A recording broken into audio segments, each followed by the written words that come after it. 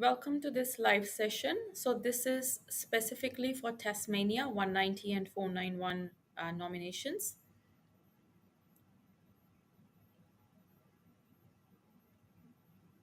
So, I am currently live on our Facebook page and also on our YouTube channel. So, you can join us on both these platforms. So, I will be explaining the criteria for Tasmania nomination for both visa subclasses 190 and 491. And I will also be taking some questions only about Tasmania in this session. But we may do other live sessions for other states, but this one I just want to focus on Tasmania because we're getting a lot of messages through our social media channels. And I just wanted to come live today and answer some of the queries. Okay, I can see some people have joined us. So if you can see me and hear me okay, can you please type in yes in the comments box?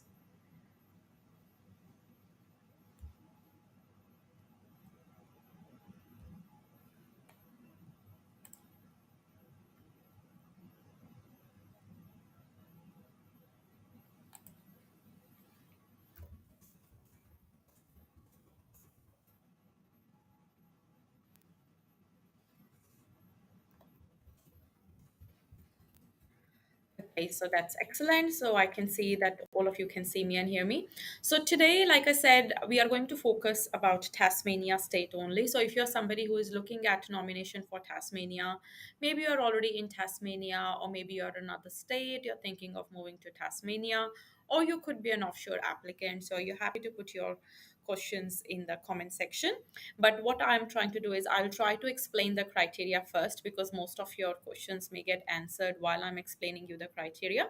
And if there's anything which needs my attention and I see any questions that I have not covered, I will be taking those questions live at the end of the session. So Tasmania has actually come up with a new process. So they are going to open a migration gateway. It's like more like a registration platform where you will go and you will register your interest, like I think similar to what New South Wales, Victoria has done. So some other states also have a similar process. So you will go and put your interest that you would like to express the interest and you would like to register it. And if you meet their requirements, they will invite you to lodge the nomination application and then they will send you the invitation to lodge the visa. Now, based on what they have done, it looks like what they have done is that they were already following this process internally. You know how sometimes you used to apply with Tasmania and it took ages for them to respond, or even if you met the minimum requirements, they were still sending refusals to a lot of applicants. This is because internally they were still looking at the priority attributes, which they have put on their website now, and they've actually categorized it as green, as yeah, as green, gold, and orange. So gold means that you're working in a critical sector and they'll invite you straight away. Green is that okay, your profile is all right, pretty good, but they'll still have to go through some process. There might be a waiting of only 2 3 weeks to up to a month. And then there is orange, which means that you may have to wait 6 months or beyond if you fall in the orange category. And each category, like each color category, has some attributes in there which they expect that you have. So it's not important that you have all the attributes, and it's not that one attribute is better than the other one. So they all have like they all give you similar credit. So if, for example, if green attribute has got green category has got 5 attributes, then you meet 2 or 3, so that's pretty good. It could be that you meet only one, but the more attributes you meet, the more chances of you to get invited quickly. So basically that's what it means. So this is what they were doing internally anyway, and now they have made the process very transparent. And when you will apply in the gateway, they will give you a card. They'll give you like a pass, like it's a gold pass, green pass, orange pass, or red pass, which means you cannot apply at all. So it has made the process a little bit simpler, I would say, because at the time of lodging your registration of interest, you will already know what are your chances of getting the invitation. Now, before we actually talk in detail about Tasmania's nomination for 19491, I just want to make something very clear that, you know, uh, I know like a lot of applicants when we speak to, they are always talking about Tasmania's nomination requirements. But the basic requirements are that you still need a skills assessment. So it doesn't matter, you could meet all the requirements, but if you don't have a skills assessment, minimum of 50 points of your own with the state points 65 points, need to be under 45 years of age, need to have competent English. So you need to have all these things before you would start looking at Tasmania's nomination requirements and apply with them. So this is like the basic requirements that you will have to meet. Now, just to give you their overall situation, so they still have about 495 unfinalized applications from last financial year, which will be carried over. So if any applications are selected for nomination, so they will have to use the quota from the new financial year to finalize the applications which they have got from last year. Now they don't have any indication on how many seats they will get, but looking at the total number of seats, looks like that Tasmania will definitely get more seats than what they had last year, and that will be the case for all states. They don't have they don't have a date when they'll be able to start it, but they assume that, you know how we've got a budget coming up, budget update in October, so they that may impact it. So they might be able to get like some interim allocation until October, and maybe in October they get the full allocation. So it's really good. What they have done is they have already released their criteria so that everybody can get used to their process. I think you have enough time to go through their website, read through their nomination requirements, and see if you can meet the nomination requirements. And also you can see if you can meet more than one of their priority attributes. So the reason they have made these changes is obviously to manage the quota, because always they have so many applicants. So they've always had more applicants than the number of seats available. And they also wanted to make the process very transparent this year. So that's why they have updated their website and they have updated the requirements. And I think it also gives certainty to these applicants who are applying, because earlier, like if you applied, you had no idea how long it will take and if your application will even get picked up or not. But now you will have more certainty where you stand, because it will depend on the number of priority attributes that you have. And also, it will improve processing times, because instead of somebody actually looking at your application internally, you can already apply if you meet the requirements. So, all they have to do is, so you already have a pass. For example, you already have a green pass, so when you come in the queue, they know that you already meet two or three attributes. I think that will really improve the processing times as well. And also, it will ensure that the best candidates are nominated first. So, so with Tasmania, earlier you just had to lodge the expression of interest, and then they had to look at your application, and they would, invite you to apply. But now you will have to register your interest on the Migration Tasmania gateway, and if you meet the requirements, they will invite you to lodge the nomination application. And if you meet the requirements, if you meet the nomination requirements and they nominate you, then you will be invited for the visa. So that's how the process will follow. Now, you cannot apply for nomination until invited by Gateway. So, you do need an invitation from the Migration Tasmania Gateway before you can apply for the nomination. Now, the Gateway will tell if you appear to meet the minimum nomination requirements, and will not be able to register if the minimum requirements are not met. So it's very important that you meet the minimum requirements before you actually put your interest through the Migration Tasmania Gateway. So, using the information that you will provide to the gateway will rank you according to the priority attributes for the pathway you register for. Registrations are free and they will be valid for 6 months. So, if you have registered your interest and you have not received an invite for 6 months, you will have to go and register again. And only the most competitive applicants will be invited to lodge an application for nomination. Now, I just want to explain you the gateway process a little bit more, because it's more like you will sit in the queue and there will be, it's like having a waiting area. So the gateway will consider your answers against the priority attributes and issue you a colored pass. Now, a gold pass will mean that you will be able to lodge an application for nomination right away. So you can actually go straight through. So gold pass usually mean that you work in one of the critical roles. Now they do have a long list of occupations that fall under the critical role. So if you are working in one of those occupations, you can immediately apply for nomination. A green pass means that you will not be able to lodge an application straight away, but you are a high priority and you will be invited to apply for nomination in the next few weeks. You just need to wait in the queue for a little while.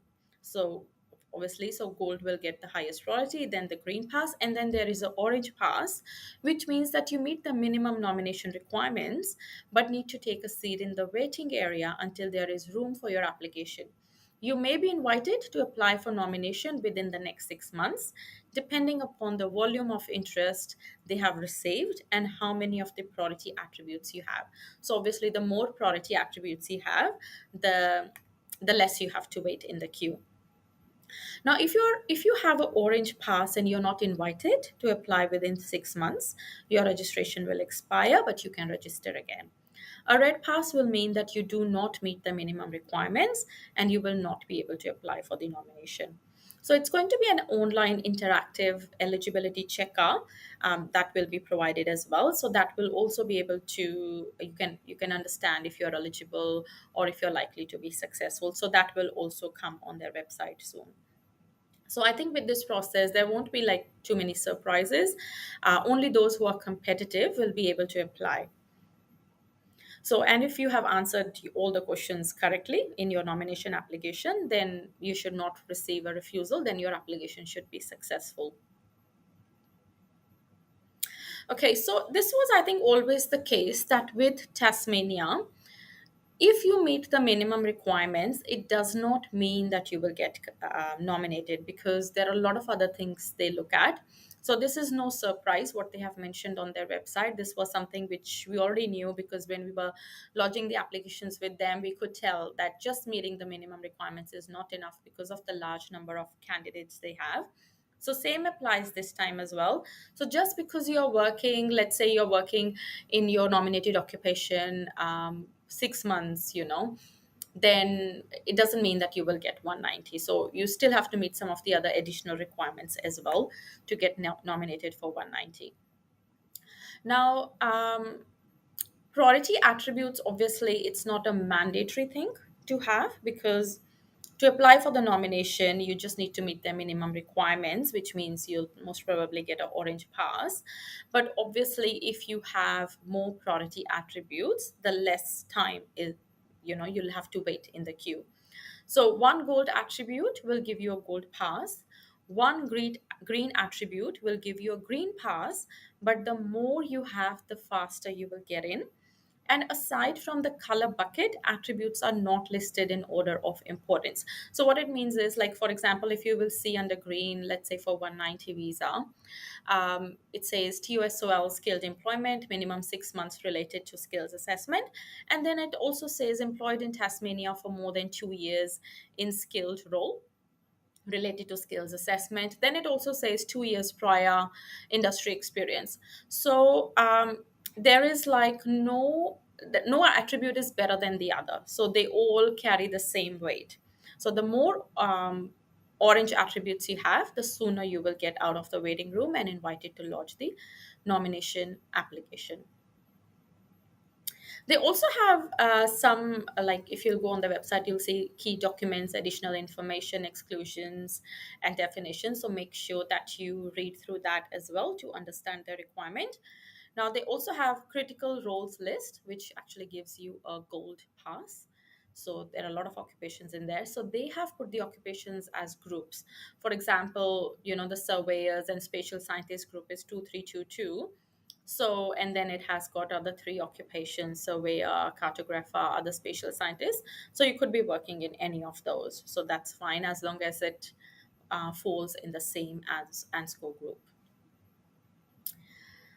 Okay, so also what they have mentioned is that some occupations, skills assessment is not available. For example, if you look at 2621, which is the database and systems administrators and ICT security specialist. So that's like the ENSCO group, and it has got about 7 to 8 occupations underneath. It could be like database administrator, it could be like cybersecurity advice and assessment specialist, it could be cybersecurity architect. Now, some of these occupations are actually not on our MLTSSL or STSOL list, but doesn't matter as long as you work in one of those occupations and you fall in that group, it's fine. So they will accept it for 190. Okay, now there are some caveats if you have noticed on the TOSOL, which is the Tasmanian Onshore Skilled Occupation List. So some caveats could be like, for example, for accountants, they want that they should have a CPA, CA, IPA, CFA. So they need to have another qualification as well on top of just being an accountant. So this is the caveat that you have to meet if you're going to apply for a 190 as an accountant. So, and some occupations, for example, like IT occupations, multimedia specialists, and web developers. So the caveat is that employer must have operated in Tasmania for at least 3 years. So if you're working for an employer which has just started, maybe last year, then you won't meet the requirement for the 190. So you have to also meet the additional caveats in there.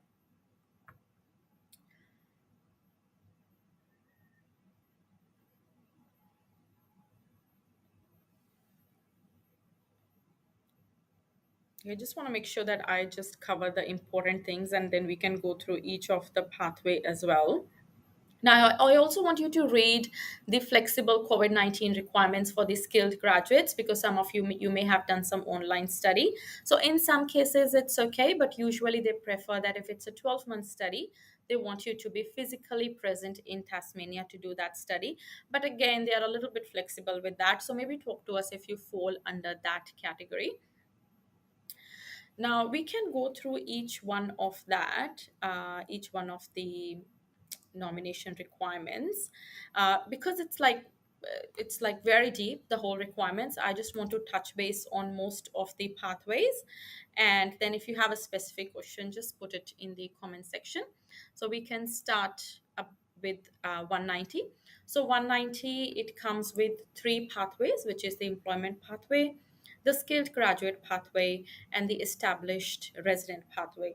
Now, with the skilled employment pathway, it still stays the same, where you need 6 months work experience in an occupation, which is on the TSOL, and of course, you need a skills assessment in your nominated occupation. But the good thing which has happened is that earlier they wanted a full time employment, but now they will accept 20 hours a week as well. So which is really good, and they expect that you had a 12 months contract where you have got at least 3 months remaining at the time you apply for nomination. So it's pretty much same like what we had before, but again, they want you to meet some of the priority attributes. You could be working in the critical role, or that you have minimum 6 months work experience with a related skills assessment, or maybe you're employed in Tasmania for more than 2 years, or maybe you had like 2 years prior industry experience. For example, maybe you were in another state before coming to Tasmania, or maybe you had 2 years work experience overseas in your nominated occupation before you moved to Australia, or maybe that the salary that you're getting is that exceeds the Australian average salary. So that could also be one of the priority attributes. Or it could be that if to fall under the orange attribute, it could be that you have lived in Tasmania for 2 years and you have proficient or superior English, or you also have a dependent who's employed in a skilled role, skill level 1 to 3, or maybe a dependent has completed a Tasmanian study, or maybe you have a family in Tasmania. So these are the additional attributes that you can try to meet. So the more attributes you meet, the more chances you will have to get invited sooner. Then their second pathway is the graduate pathway. Again, it's similar to what we had before, but now your occupation does not need to be on the study does not need to be related to the occupation which is on the TSOL. So that's good thing. So as long as you have done 2 years of study, you can meet these requirements. With this one, Tasmanian PhD candidates who have not completed an undergraduate study in Tasmania are eligible in this pathway after living in Tasmania and completing at least 2 years of their PhD discipline in Tasmania. So, PhD candidates can also apply under this. And again, it has the priority attributes. For example, for green, you could be a PhD candidate, completed 2 years of PhD in Tasmania. You could be somebody who's employed in Tasmania for more than 2 years in a skilled role and score 1, 2, 3 related to skills assessment. And of course, if you are working in the critical role, then you get a gold pass, and you could meet some of the attributes of orange, where you have lived in Tasmania for maybe over 4 years and you have no other Australian residence or study, which means that you straight away came to Tasmania. So they look that in a positive way, that you did not move from another state. You have always lived in Tasmania. Or maybe you have proficient English, and maybe you have a qualification which is related to the job that you're doing, but maybe that job is not in your nominated occupation, but it's a different role, but maybe you have a certificate 3 in that relating to that occupation and things like that. Then they have a established resident pathway. Now this is a new pathway that they have come up with this year, which is really good, because I think they realize that there are a lot of people who are living in Tasmania for a very long time, and they need to be acknowledged and they need to be invited, because they have committed to Tasmania for a long time. So this is something South Australia has been also doing from last couple of years, and Tasmania has also introduced this, which is really good. Now, the minimum criteria is that you must have been living in Tasmania for at least 3 years, with no more than 50% of your total Australian residence period spent in another Australian state or territory. So, if you're living in Tasmania for 3 years, so you should not have lived in another state for more than 1.5 years. So, that's what it means. And you need to be currently employed in Tasmania. So it could be skill level 1 to 3, including a cumulative 12 out of the last 24 months. So they want you to be living there 3 years, in which you would have worked 12 months out of the 24 months. And of course, it's cumulative, it doesn't have to be continuous, and a minimum of 20 hours per week on average. Or it could be that currently employed in Tasmania, including a cumulative 18 months in the last 3 years in an NSCO skill level 4 or 5, minimum 20 hours per week on average. Or you could have operated a business for at least the last 2 years with taxable earnings equivalent to the temporary skilled migration income threshold, which is currently sitting at 53,900. So this is really good as well, because if you have been there 3 years and you meet these requirements, they are offering a 190. And then, of course, they want you to meet some of the priority attributes as well on top of this. Like I mentioned before, if you just meet the minimum requirements, it will be very difficult to get through the nomination, or you may have to wait a longer period. So if you can meet some additional requirements, could be that your salary is higher than average, you could have lived in Tasmania for more than 4 years, or maybe you have a higher work experience than what they have asked for, or maybe you have your close family living in Tasmania, or maybe you have 2 years prior Australian industry experience. So depending on your attributes, you will get a pass, and the more attributes, the priority attributes you have, the less time you will have to wait for this.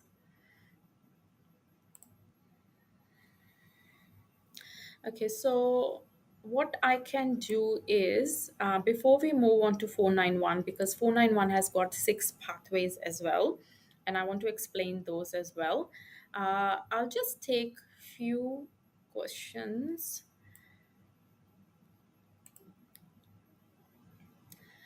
Okay, mechanical engineer, overseas applicant with 14 years experience, 85 points including state sponsorship. What are the chances for 491? So we will be covering the 491, but they do have 2 pathways. One is that invited pathway, where you will lodge your expression of interest, and you need the invitation from Migration Tasmania before you can lodge your application, like your nomination application. But then they will look at if these roles are really required by Tasmania's employers. And the other one is if you already have a job offer. If you already have a job offer letter, then it just makes it easier. But otherwise, you will have to see if you fall under the occupations that are required for offshore applicants. So that's something I would probably cover shortly.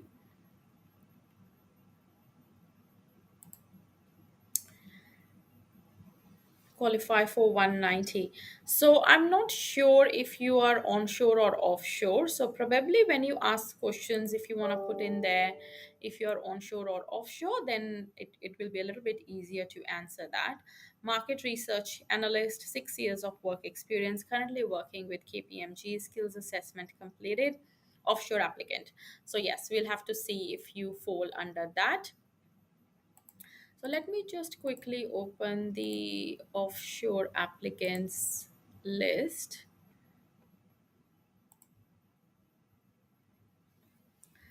Okay, so market research analyst, I think you said.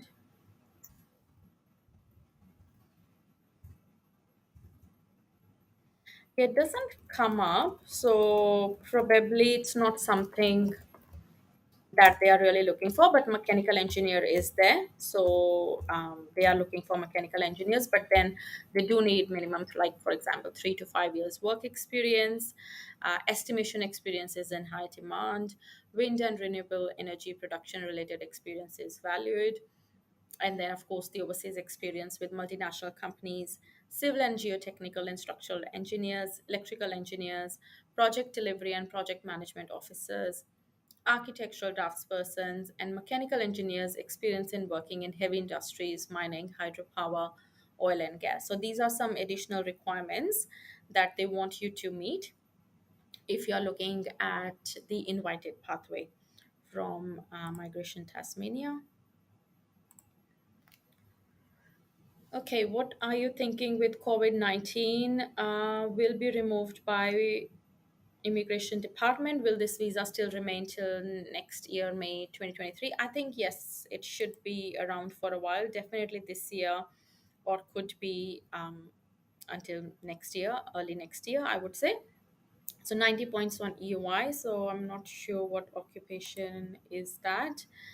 What about candidates of over 45 years? Any offer for them? So not from this, not from 190,491. Of course, you cannot apply, but you could look under the DAMA because there are some concessions for applicants who are over 45 years old. But then you still need skills assessment. You still need to meet the other requirements, and you also need an employer, which is based in the regional area where DAMA is available, which is designated area migration agreement. We have got other videos on this topic. You may want to search on this. Okay, I will just be taking questions regarding migration Tasmania. When are the starting rounds for offshore candidates for skilled visas? So based on our conversation last time, I think it should be soon. They're hoping to get some interim allocation so that they can start sending some invitations.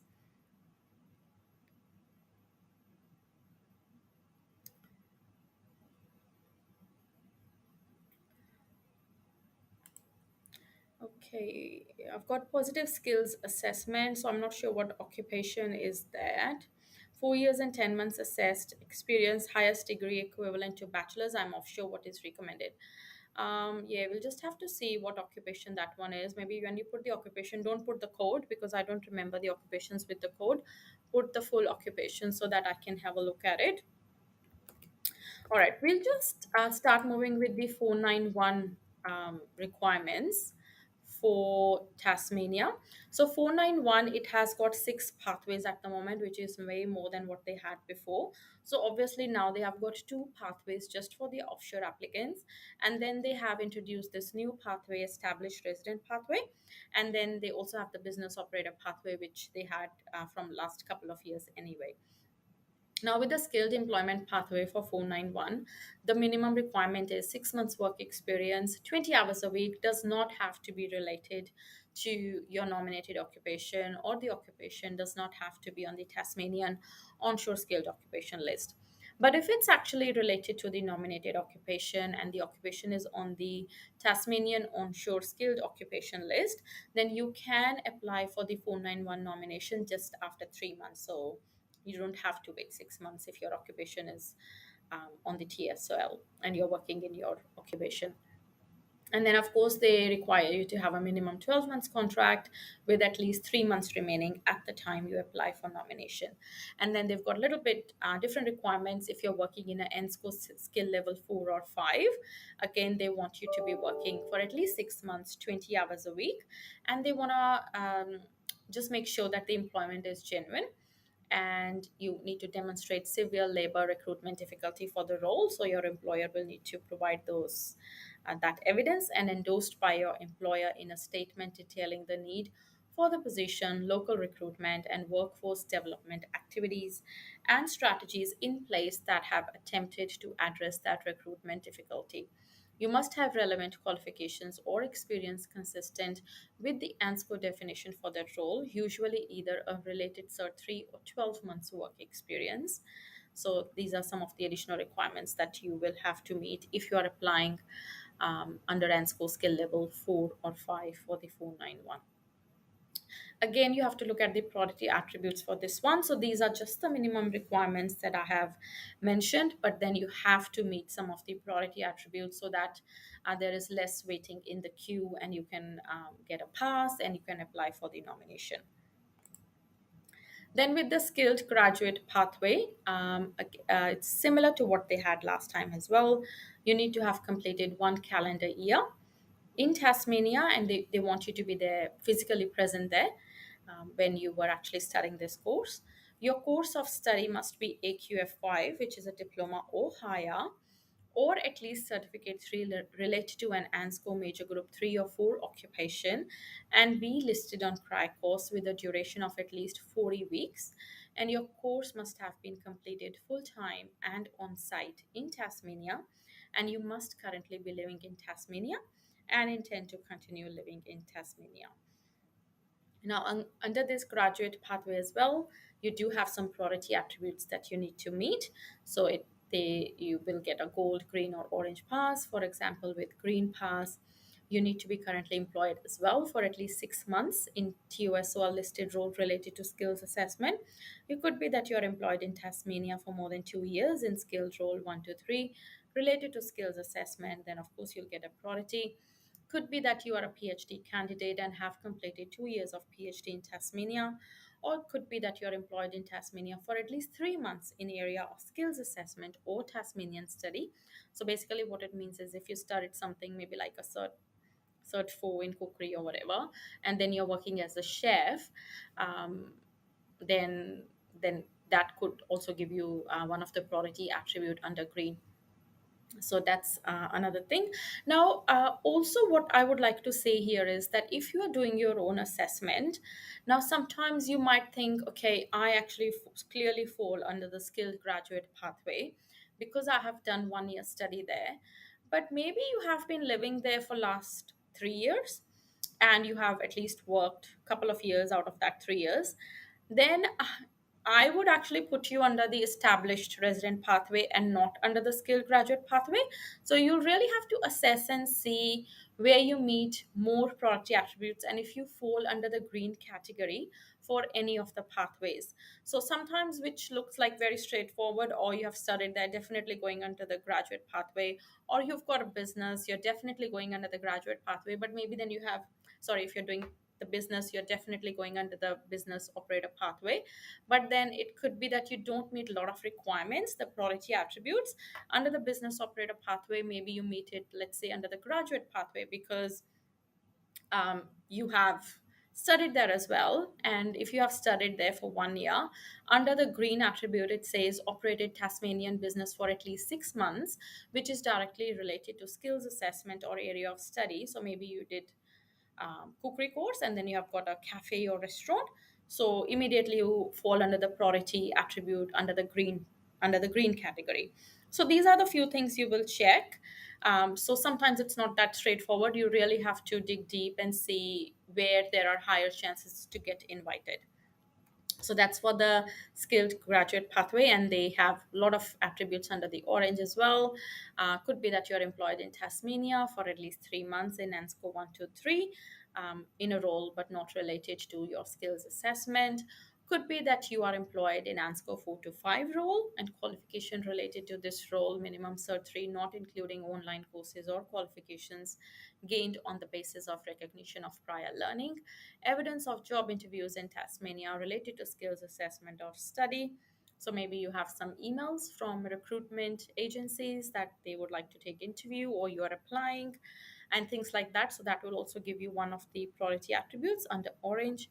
Could be that you've completed an in-course work placement of at least 400 hours, or maybe Tasmanian study related to occupational critical roles list.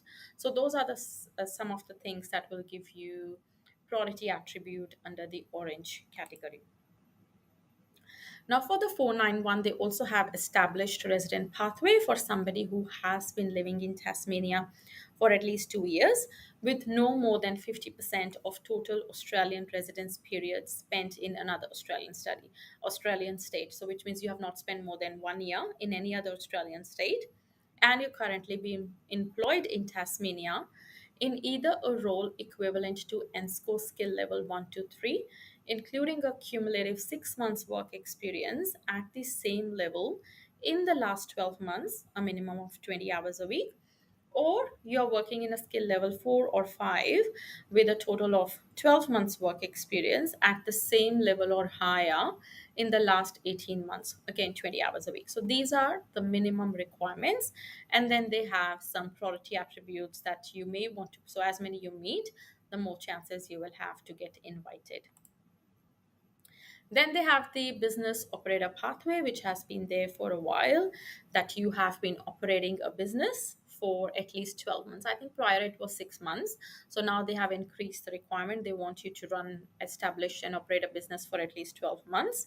And they also want to make sure that you were paying yourself personal taxable income, which is 85% of the temporary skilled migration income threshold, which is comes to about 45,815, and you must show that you have an understanding of the responsibilities and requirements around treating employees fairly by completing key units on the Fair Work Ombudsman's online learning centers.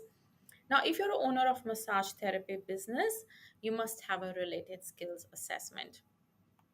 And subcontracting business owners are not eligible for consideration in this pathway. Okay, now if you began operating your business before 15th April 2022, you must have operated your business for at least 6 months prior to your application. So if you started it before April, then you could meet the requirements after 6 months. Again, these are the minimum requirements, but to actually get the invitation, you may have to prove that you have invested 200,000 in the current business, or your business operation generated over 500,000 in past year, or business employs over 10 Australian citizens permanent residents. So that could be the priority attributes that will get you the invitation quickly. But if you meet other priority attributes under orange, that you are operating the business for more than 18 months, or you have a skills assessment relating to current business activities, or your qualification is relating to current business activities, or you have resided in Tasmania for more than 2 years, then you will meet the requirements under the orange attribute, and then you may have to wait a little bit longer. Now, for the overseas applicants, they are going to open, and they have a job offer pathway where you do need a formal job offer letter for a job that is based in Tasmania that is closely related to your nominated occupation. So it could be like in any field. So they don't have an occupation list for this. You or any of your dependents must not have lived in another Australian state or territory within the last 12 months. Your employer must have a established business that has been actively operating in Tasmania for at least 12 months. Your wages and conditions must be no less favorable than those that would apply to Australian citizen or permanent resident. There must be a genuine and ongoing need for your position within the business and the capacity for the business to sustain your employment. Massage therapist positions must be located in hospital, aged or disability care setting, or an elite healthcare setting such as physiotherapy clinic. Now, there is only one attribute, which is the gold attribute, and which is that you need a job offer from a well established Tasmanian business directly related to skills assessment. Now, this is very good opportunity for offshore applicants if you can find a job in your field. Does not have Your occupation does not have to be on their occupation list. It could be in any occupation. If you can get a formal job offer letter, then that could get you a 491 visa from Tasmania. They also have overseas applicant invitation only pathway. So it is very important that for this pathway, you need to be invited through Skill Select by Migration Tasmania to register interest on the Migration Tasmania gateway. So when you will lodge your expression of interest, they will let you know if your profile has been selected or not. But for this, they have given the indication what kind of occupations they will be looking at, because your nominated occupation must be on the overseas skilled occupation profile. So there are a lot of occupations in there. And they have also mentioned what kind of experience, qualifications they are looking for. And based on that, they will invite you. So when you actually lodge your expression of interest for that, make sure that you include all the qualifications that you have prior to your current job, and also mention all the experiences that you have had. If you've had like any other experiences which you think maybe are not directly related to your nominated occupation, I would still put it in the expression of interest, because like I always say that your expression of interest is like your resume. So put as much information as you can, because that's the only way they can see your credentials, your qualifications, your experiences, and things like that. They also want you to have access to sufficient financial assets to fund your migration and settlement in Tasmania for at least 6 months. If invited to apply for nomination, you must provide evidence of contact with at least two Tasmanian employers who have been operating in Tasmania for at least 12 months. This should indicate that the business is interested in discussing employment opportunities with you. I think we've got a lot of questions around this. So, how do you find a job? So, let's say you have made a contact and the employer is ready to give you a job, but they are like not very keen because you're offshore. They are not sure how long it will take for you to come here, but they have expressed that look, they really like your profile. If ever you come to Tasmania, please get in touch with us. We would love to have a chat about it. So that's interest is pretty good as well. So they need something like this from two employers who have been operating in Tasmania for at least 12 months. Now, if invited to apply for nomination, you must provide personal research into recent advertised positions relevant to your nominated occupation, a minimum of two vacancies, no older than 6 weeks before you apply for nomination. Now, this is because they don't want you to come here and just to find out that there are actually no jobs in your field. So they want you to make sure that you have done your research and there are jobs available in your field. So you may want to already start doing your research if your occupation is on the overseas skilled occupation profiles. And you also need to provide an employment statement for each advertisement explaining how your qualifications, knowledge, and experience relate to and meet the requirements of each of the job advertisements. So when you show them two vacancies, you have to kind of sell yourself that why this employer maybe would be interested to actually hire you and how you meet those requirements.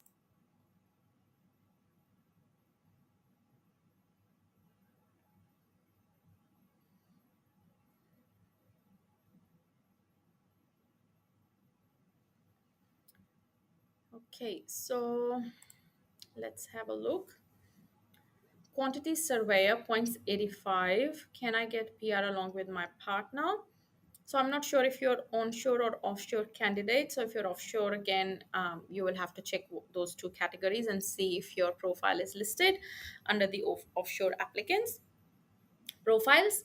And if you're an onshore applicant, again, you have to see if your occupation is on the TOS well, and if they have any caveats, if you can meet those caveats, and you have 20 hours work experience for 190 in your nominated occupation, or 20 hours work experience in any occupation for a 491. Okay, trade worker in fitter general occupation, 60 points, excluding state points. Is job offer compulsory for the invitation? How can we find job offers from offshore? So, yes, you will need a job offer letter unless your occupation is in the overseas profile, the profiles that they're looking for, you would usually go to Seek, or you would contact recruitment agencies in Tasmania and see if there is a vacancy for your occupation. But I think fitter is in high demand because it's very difficult to get fitters in Australia. So if you have a skills assessment, and if you meet the requirements for a skilled visa, you could start applying for jobs. Is there any chance if you study chef in WA and move to Tasmania or not? If you are studying in Western Australia, I would look for nomination from Western Australia because I think it will be easier for you to meet the requirements from Western Australia. Okay, so I've already answered that one.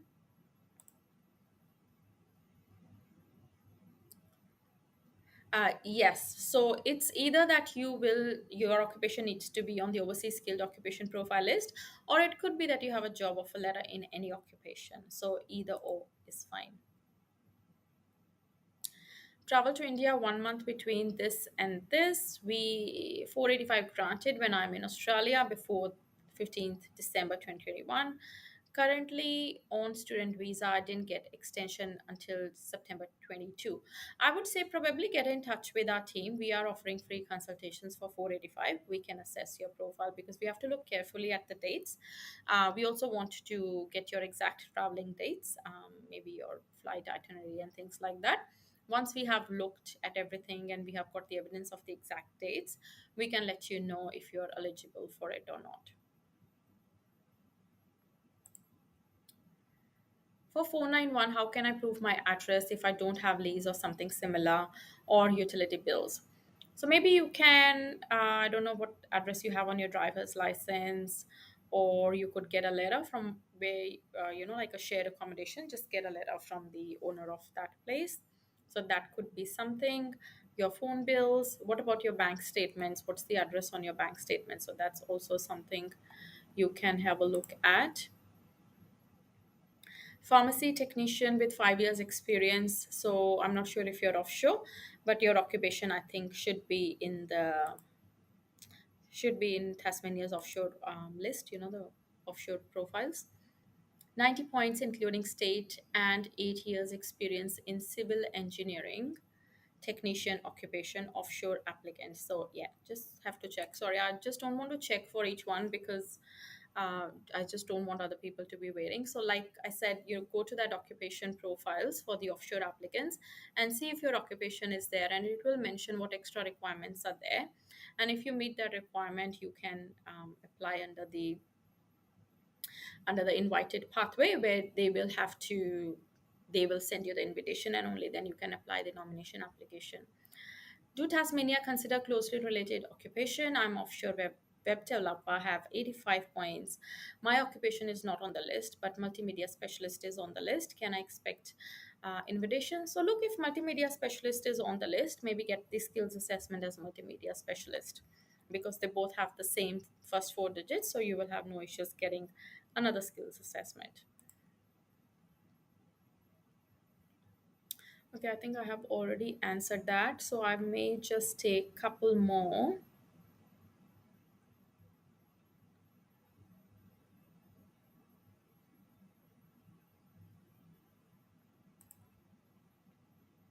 Which state is best for PR pathway to, I think, pharmacy? I think pharmacist occupation is available in most states, but then depends, where you have studied and things like that. Probably first look at the state where you have studied. Or if you're an offshore applicant, I think this occupation should open for offshore applicants in most states.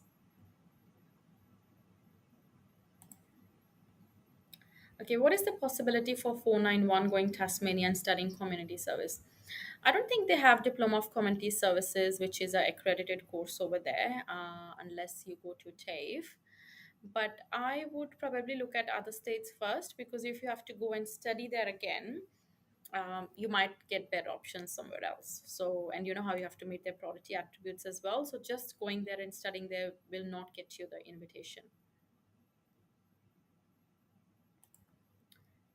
Okay, 9 years of work experience, proficient English, marketing specialist. I would look at South Australia when they open because I think your occupation was open last year as well. Customer service rep for 4 months and school level four, partner living together for 4 months, proficient English. Can I apply 491 after 2 months? So, but I'm not sure what is your like your nominated occupation, because looks like I'm just guessing that maybe you're in Tasmania, not working in your nominated occupation. But as long as you've got a skills assessment in occupation, which is on the main list, yes, you can apply and try to meet as many priority attributes as you can. Okay, wish to apply for 188A, 5 crore turnover, also have net asset worth rupees 4 crore. Please guide. Yes, we can assess you for the business visa 188A. So if you can please contact my team at team@nationwidemigration.com.au. We'll send you a little form that you can fill out and send it to us. And if I think that you meet the minimum eligibility, we will invite you to book a consultation with me, and we can go through everything and see which state we can apply your expression of interest for 188. Offshore industrial engineer, 75 points. Invitation by Queensland. We don't have the occupation list yet from Queensland for the offshore applicants. So I would probably wait until they have it. So I would definitely look at Queensland, and I would look at other states as well. You could try in Tasmania as well. I think your occupation is open there as well for the overseas applicants. So you will have few options. So let's wait when we have all details from all the states for the offshore applicants. And then if you want to book a consultation with me, we can go through each state and probably pick one or two states for you.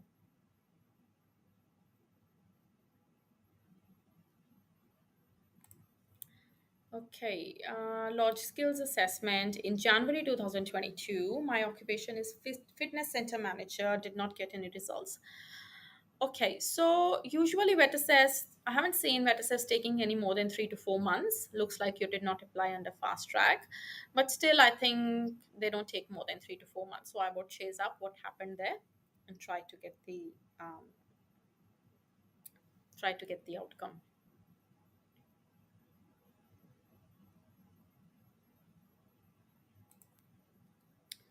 Okay, social worker, 75 points, 119 Queensland. Look, you have good chances if they have a good number of seats this year, but last year we got 491 invitation at 75 points because still like too many social workers were there in Queensland last year because a lot of people were waiting during the COVID time as well.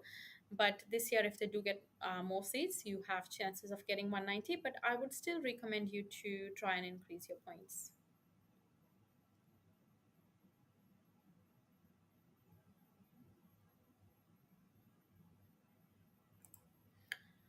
Okay, I got a nominated job in mechanical engineer have done in last 2 years in Queensland, plus got 85 own points, any chance of 190. So if you have 85 of your own points and working from last 2 years, yes, you have good chances.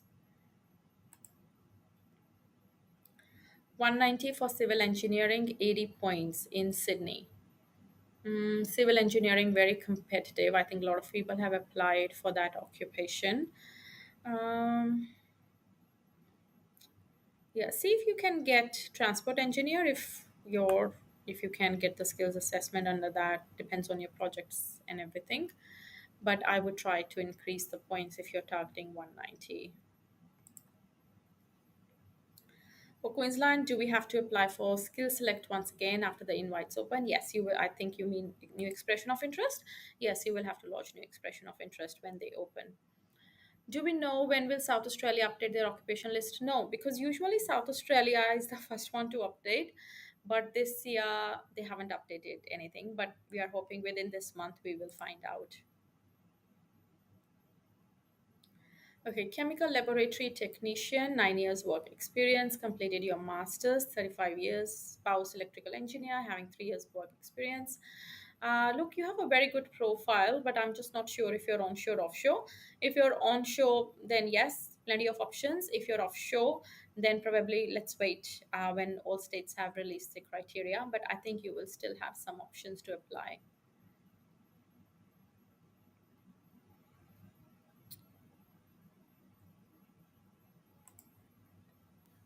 Okay, Dinesh is asking for Queensland. Should I reapply the skill select with you guys? So, Dinesh, if you are our client, because we do have a client named Dinesh, so I'm not sure if that's you. So, if you were our client last year and could not get the invitation, we will reapply for you anyway if you are our existing client.